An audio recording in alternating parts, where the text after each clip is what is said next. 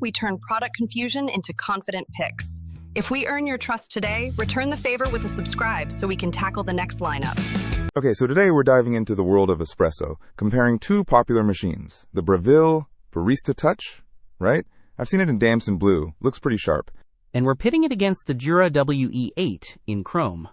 A serious piece of kit, and a bit more of an investment, I see. We're talking a significant price jump here. Yeah, let's see which one's the better pick for different needs, and if that Jura price tag is really worth it. First impressions, the Breville has that touch screen, which is kind of cool and modern.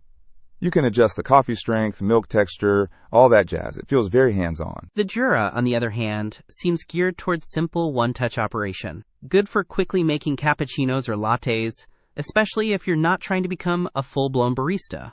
Think office environment. So both are programmable but in slightly different ways, targeting different users.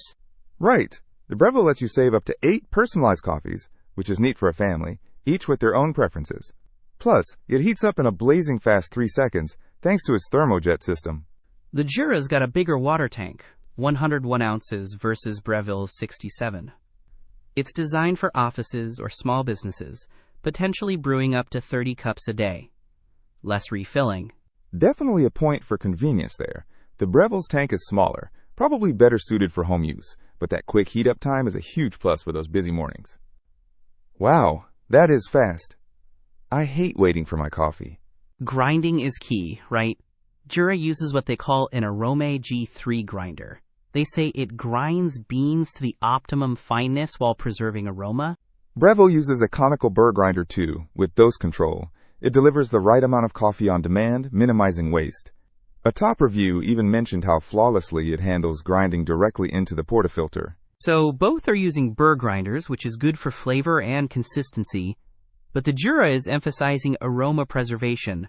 Yeah, and the Breville has automatic microfoam milk texturing. You can adjust the milk temperature and texture to create latte art. Jura also does the milk thing, but it sounds more automated. One touch for specialty coffees. The Breville seems to give you more control over the milk frothing process. The Breville is definitely smaller, with product dimensions around 12.66, DX 12.52, WX 16.03H.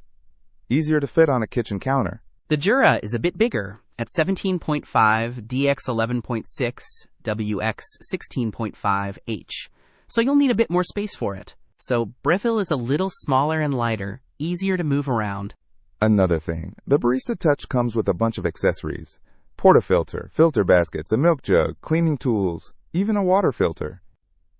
The Jura has the essentials: power cord, water tank, milk pipe, and cleaning container. It's more about the core functionality. Sounds like the Breville is trying to give you everything you need to become a home barista, right out of the box. The Jura seems more focused on automation and ease of use, especially for a small office setting where consistent, quick coffee is key.